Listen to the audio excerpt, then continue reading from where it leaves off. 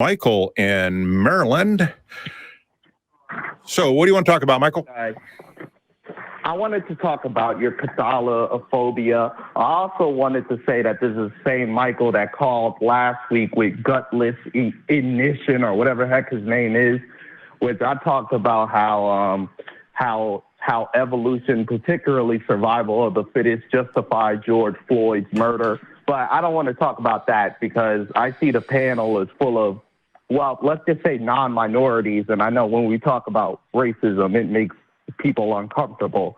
So I'll just talk about how. Well, let's go back to your survival of the fittest thing, because I think you've got a fundamental misunderstanding of survival of the fittest. Because when it comes to evolution, survival of the fittest does not mean which animal can do CrossFit the best, right? It's about round holes in square pegs, that kind of fit, and not the kind of fit you're talking about. So that is problematic.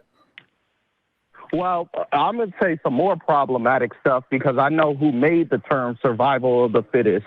It was this guy named Hubert, and he made the term as in a capitalist term for like how various favorable races go against other races and how they dominate them and pretty much do supremacy against them. So you're doing the old little, like, you probably haven't looked up the term and how Hubert made it and how he made it for social Darwinism. But I'm gonna go back to this tonight at 8 o'clock when you have a fellow minority on the panel, because last week, gutless ignition, he got butthurt and he hanged up on me. I had a good conversation. I talked for about 40 minutes. He could barely speak. And when I gave him a chance to speak, he couldn't say nothing. He couldn't refute any of my arguments.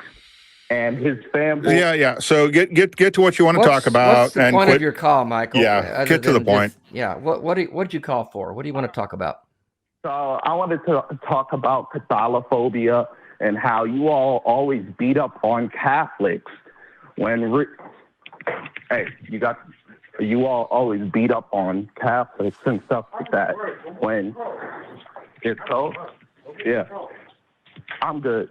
How you all always beat up on Catholics when it's mostly Protestants that oppress people in the Western world, particularly in America.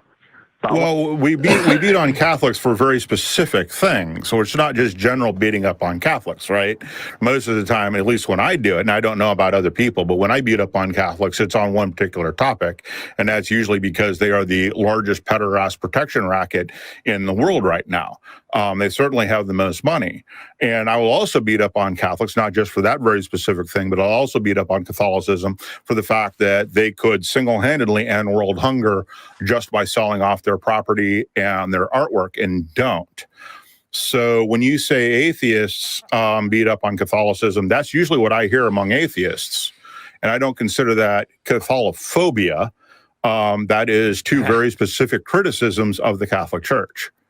I never heard that term before, Catholophobia. Wow. Yeah, it's kind of amusing. I just made it. Yeah, very amusing. That's why I made it. You know, you got a phobia against everything. Why don't you have a phobia against people like yourself who talk against the largest Christian denomination in the world? But I think that the people who are truly protecting against, the whole child abuse racket is our public school system. Because you know how many people abuse children through there? But right, and so my specific claim, it's whataboutism. Excused because other people do it, right? Right, and also Catholic Church is famous for relocating priests who are pedophiles. Why is that okay, Michael?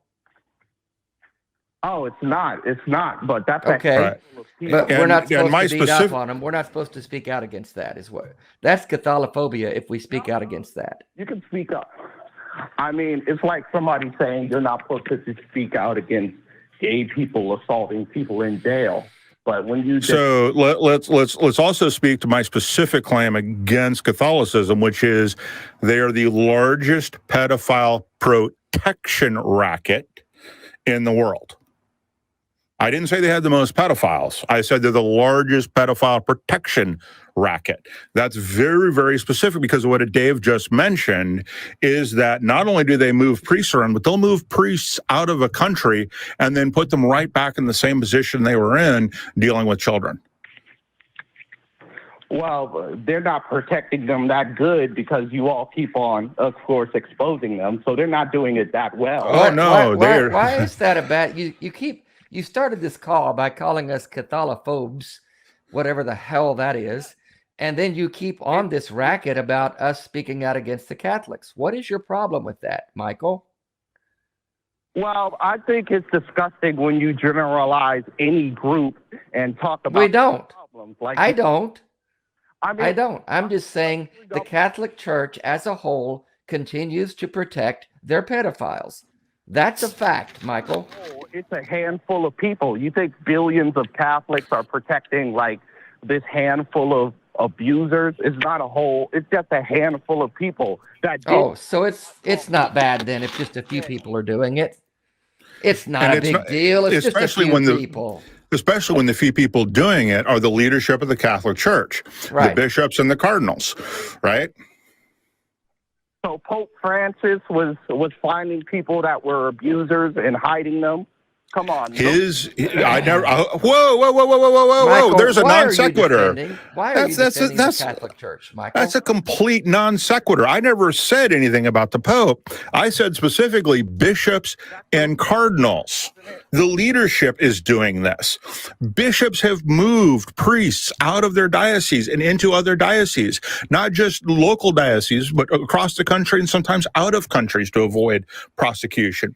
The Catholic Church in New York, that bishop in particular, has contributed more money to reducing the prosecutorial ability. And name is running out of my head of the prosecution. They've contributed more money to making it harder to prosecute pederasts in New York than the National Association of the Man-Boy Love or National Man-Boy Love Association. They've contributed more money. That came right out of the bishop's pocket. That came right out of the diocese. This is what you're doing, right? That's why I say, and I'm very specific about what I said. I never said anything about the Pope because I have no idea what his involvement in this is.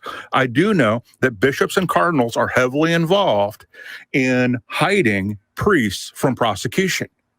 That's my specific claim. You want to deal with that?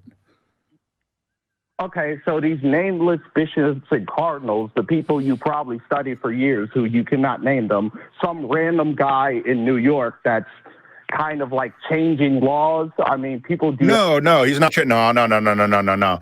He is reducing the statute of limitations. That's what I was looking for. He is contributing money to avoid increasing the statute of limitations on pederasts so that you can't go farther back in time and prosecute pederasty. Well, do you think that somebody could prove that they got assaulted 40 years ago? I mean, at some point. Wow. Are you really Michael, are you on this show defending child abuse? Are you a Catholic? Hold on. Are you defending child abuse? No, I'm not. Are you defending child abuse by giving money to the public schools, even though it turns out? Oh, yeah, we're not talking about the public schools. Michael, he's you dropped. Called in to talk about Catholics. Is he gone? Yeah, I dropped him. Okay. I'm not. The whataboutism on this is just it's beyond the pale. And no, I don't support it. But quite frankly, public schools aren't hiding pederasts. They tend to fire them whenever they can. And there may be, because there are more public school teachers that are on priests. I would imagine that the numbers are there. But again, the Catholic Church has more money, has more people at the top actively hiding pederasts than anybody else. Well, it's also coming out recently in the last few years that evangelical churches have been doing the same thing, protecting their own and covering things up and dealing with it internally and all those bullshit things. Yeah, exactly. And it's a problem, and it's starting to come out more and more, but it's not Catholiphobia. Well, I guess what a stupid term. I didn't realize I was Catholophobic, but apparently I am. Yeah. Evangophobic too. I don't know. Yeah. I don't know. Catholophobic would mean I'm afraid of Catholics. Yeah. I don't know what. Yeah. Oh my God. What a train wreck that guy was. Yeah. Real train wreck.